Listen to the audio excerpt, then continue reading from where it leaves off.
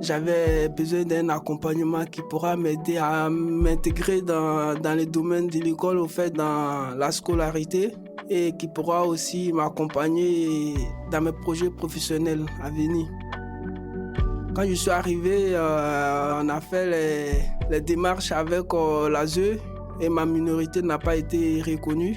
Cela a fait que je me suis retrouvé seul dans la rue et c'était très très difficile pour moi. J'étais au fait abandonné et comme je me dis souvent, j'étais abandonné, j'étais dans la précarité, dans le froid.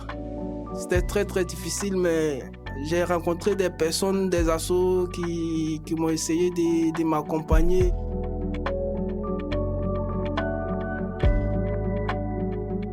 Utiliser l'art comme outil de thérapie est une pratique ancienne, aujourd'hui largement répandue et reconnue en France et en Europe. Depuis sa création en 2018, c'est précisément le cœur de l'engagement de l'association Quatre A, accompagner par l'art les personnes en souffrance vers un mieux-être, en stimulant leur créativité pour apaiser les maux et remettre en mouvement une pensée constructive. Dans l'épisode d'aujourd'hui, nous partons à la découverte d'Aboubacar. À seulement 18 ans, il a déjà dû mener de nombreux combats pour arriver en France, pour trouver un logement, pour aller à l'école, pour se construire une place dans un pays qui n'était pas le sien et surtout pour croiser des personnes dignes de confiance. Cette confiance et cette bienveillance, il les a trouvées auprès de Quatre A, une association qui fait du processus créatif un véritable outil thérapeutique. Dans les moments où la parole devient difficile, la création peut alors prendre le relais. C'est ce chemin qu'a emprunté Aboubacar lorsque les mots lui faisaient défaut. Bienvenue dans Il était temps, le podcast qui raconte avec celles et ceux qui l'ont vécu comment le travail des associations change des vies. Une série proposée par la Fondation Covea, aujourd'hui avec Quatre A. Je m'appelle Aboubacar, je suis d'origine ivoirienne et j'ai 18 ans. Et je suis arrivé en France, ça va me faire bientôt 3 ans. Et je suis actuellement un lycéen dans le 15e. Bon, d'abord, je suis en classe de seconde bac pro dans le domaine MTNE, métier de transition numérique et énergétique. Et l'année prochaine, j'aimerais continuer avec le MELEC. Le MELEC, c'est le métier de l'électricité. Étant mineur, est arrivé, là, j'avais arrêté un an avant mon départ, l'école. Et quand je suis arrivé, je ne peux pas directement me lancer dans la vie active dans le domaine du travail. Et d'abord, l'objectif c'est d'apprendre un métier. Alors, pour apprendre un métier, il faut aller à l'école. Donc, mon objectif, c'était d'aller à l'école. Aller à l'école, c'était le rêve d'Aboubacar quand il est arrivé seul en France à 16 ans. Il entame les démarches et se bat pour obtenir le statut de mineur non accompagné, pour être pris en charge par l'aide sociale à l'enfance et être scolarisé. Mais malgré son jeune âge, il n'est pas reconnu mineur par l'État et n'obtient donc aucune aide. Il se retrouve livré à lui-même dans un pays qu'il ne connaît pas. J'avais besoin d'un accompagnement qui pourra m'aider à m'intégrer dans les domaines de l'école, au fait, dans la scolarité, et qui pourra aussi m'accompagner dans mes projets professionnels à venir. Quand je suis arrivé, on a fait les démarches avec l'ASE et ma minorité n'a pas été reconnue. Cela a fait que je me suis retrouvé seul dans la rue et c'était très très difficile pour moi. Et du coup, j'étais au fait abandonné et comme je me dis souvent, j'étais abandonné, j'étais dans la précarité, dans le froid. C'était dans les périodes de l'hiver. Donc on dormait à Couronne. C'était très très difficile, mais j'ai rencontré des personnes, des assos qui m'ont essayé de m'accompagner. Une première association lui tend la main, Paris d'Exil, qui lui propose de prendre des cours de français chaque vendredi. Il y rencontre d'autres jeunes et un semblant de routine s'installe pour Aboubacar. Un vendredi, après le cours hebdomadaire, un de ses amis l'invite à le suivre pour participer à l'atelier de médiation artistique édition originale. C'est là-bas, quand je suis arrivé, j'ai trouvé des potes là-bas, des amis, on faisait le cours de français ensemble. Et j'ai un ami, il s'appelle Ismaël. Et c'est lui qui m'a proposé de venir avec lui. Comme chaque vendredi, il y avait l'atelier des peintures que moi, je ne connaissais pas à mon arrivée. Il m'a dit, bah, comme on finit à 11h45 les vendredis, tu restes là, moi, je vais à l'atelier. C'est pas trop chic. Et j'aimerais pas te laisser dans cette situation. J'aimerais vraiment que tu viennes avec moi, on va dessiner, ça va te faire du bien. Bah, quand il m'a proposé, bon, moi, j'ai pas accepté. Le jour où il m'a proposé, j'ai dit non, bah, vas-y, mon gars, faut partir. Moi, actuellement, j'ai traversé un moment difficile et puis tu m'invites à aller dessiner. Quelqu'un qui sait pas dessiner, il va aller faire quoi là-bas? Il dit non.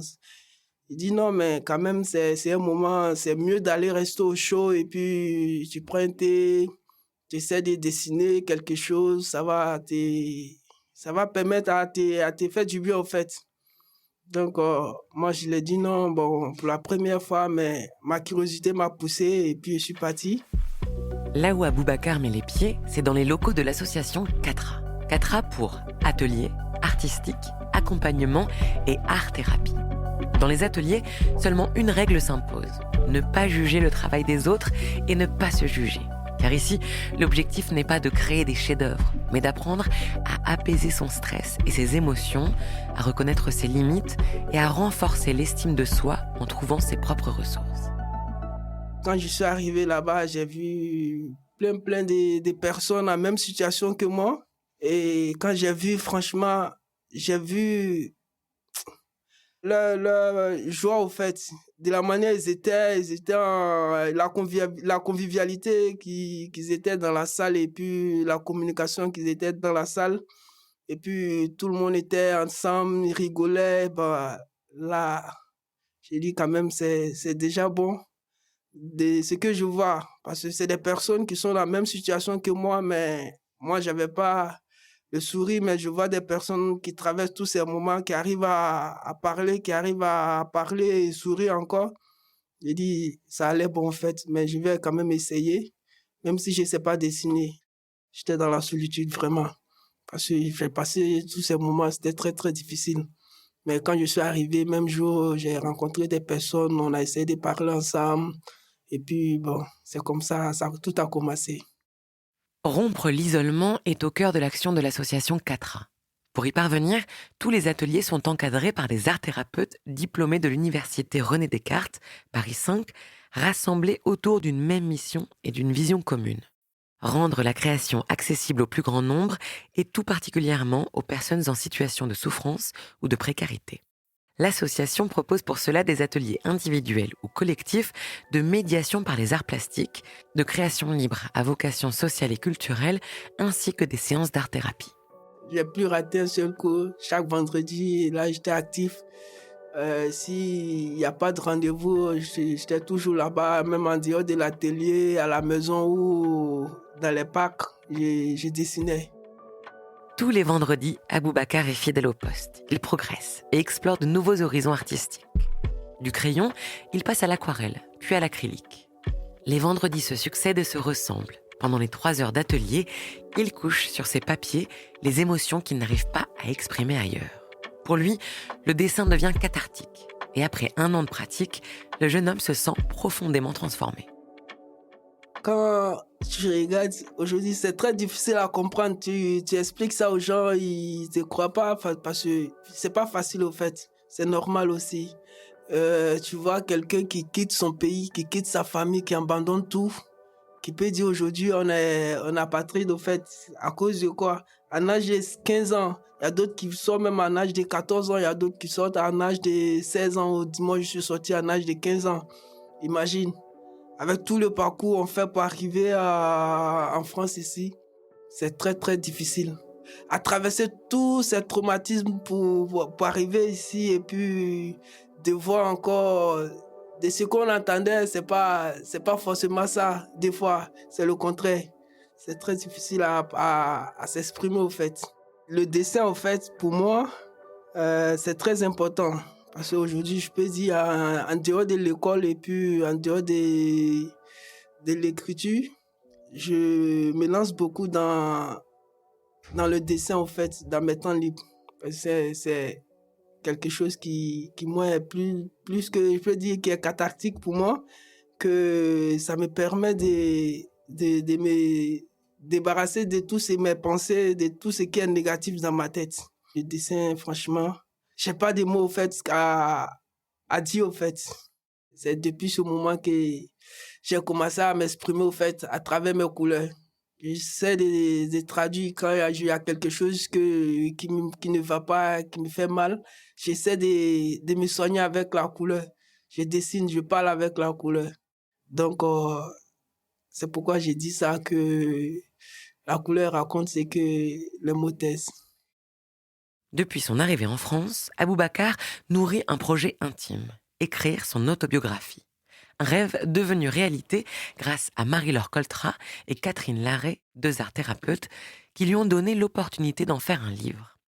Aucun thème n'est imposé, mais pour Aboubacar, le sujet s'impose de lui-même. Raconter son parcours pour, à son tour, tendre la main à celles et ceux qui traversent les mêmes épreuves. Un livre dont Aboubacar est fier et qu'il a même eu l'occasion de présenter à l'UNESCO. Un projet qu'il a mené de bout en bout, accompagné par l'association Catra. Sur la couverture, le drapeau de la Côte d'Ivoire et une horloge. À l'intérieur, le récit du voyage d'un adolescent qui quitte son pays seul pour rejoindre la France. Des mois d'errance, de douleurs et d'émotions mêlées. Page après page, Aboubacar y dépose ses ressentis et retrace un parcours de vie qui résonne avec celui de milliers d'autres. Là, le titre, c'est Maman chérie. Là, le titre, c'est le destin. Le chemin du destin. La grâce. Espoir. La douleur. Confiance en soi. Hommage. C'est fini. À côté de chaque dessin, un texte manuscrit. Au milieu de quelques portraits et d'autoportraits, Aboubacar dessine surtout des paysages. Et puis, il y a sa peinture de l'espoir, un arbre qui perd ses feuilles pour les retrouver au printemps. Un symbole puissant de l'espoir qu'il a trouvé grâce à des associations comme Catra. Là, c'est l'espoir. Dans le livre, il y a le chemin de l'espoir. Mais là, c'est l'espoir. Là, l'idée est venue quand, un moment, je pensais que j'ai tout perdu. J'étais en attente du recours, on attendait le résultat, ça venait pas. Tous les amis qui étaient avec moi sont partis. Il y a d'autres qui venaient encore, qui partaient encore pour me laisser. Et j'étais là et arrivé un moment, je me dis non, j'ai tout perdu au fait. Donc j'avais perdu de l'espoir et c'était l'automne. Ouais, c'était l'automne. Et l'arbre qui était là où chaque fois je m'asseyais, les feuilles tombaient. J'étais là, je suis là, je vois les feuilles, ça tombe jusqu'en... Et après, le printemps, je vois les feuilles, ça commence à repousser encore. Les feuilles commencent à repousser encore. Pourtant, moi, je suis là, j'ai dit, j'ai tout perdu. L'arbre était là, il a perdu ses feuilles et il est resté focus jusqu'au printemps. Les feuilles commencent à revenir encore jusqu'à ce que tout devient vert sur l'arbre. Et dit, mais c'est important parce que souvent, tu penses que tu as tout perdu, mais il faut rester focus, il faut rester sur l'objectif. Il y a un moment qui va arriver, tout va marcher encore pour toi. Donc, même quand tu penses que tu as tout perdu, il ne faut pas laisser tomber.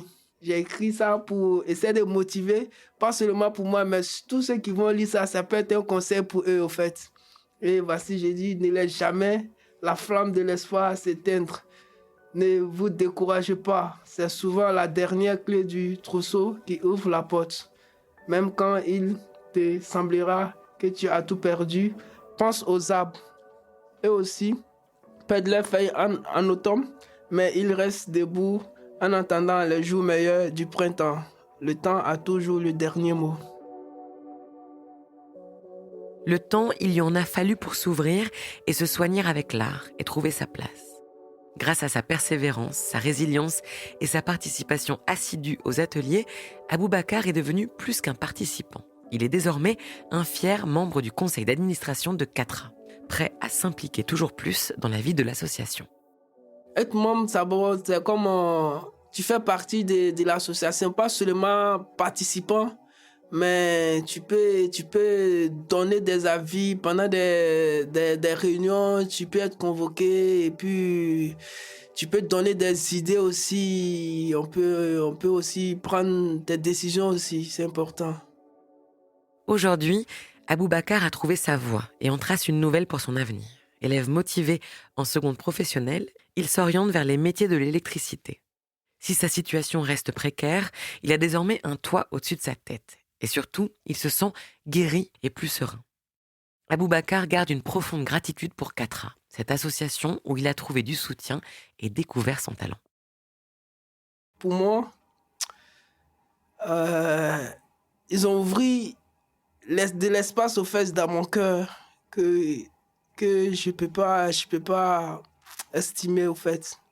Et la lumière, c'est au fait le cœur était noir, arrivé un moment le cœur était noir, mais grâce à eux ils ont ouvert de l'espace de lumière dans mon cœur au fait.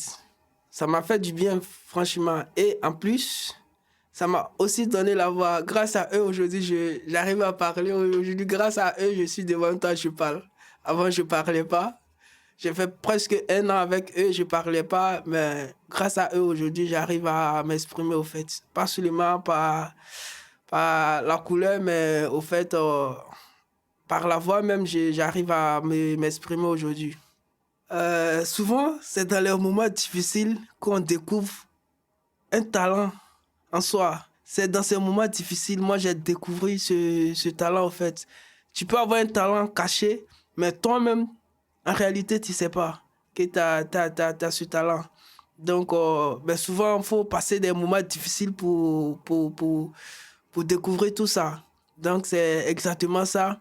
Moi, aujourd'hui, le dessin, franchement, c'est quelque chose qui est très bon, qui m'a guéri, au fait. C'est comme j'ai dit que j'étais muet, mais après, j'ai dit, grâce à mes œuvres, que j'ai pu parler. Aujourd'hui, j'arrive à m'exprimer. Ça m'a donné la voix, ça m'a guéri au fait. Tu vois, ça a guéri ma blessure, ça m'a donné la voix et puis ça m'a fait plein de choses.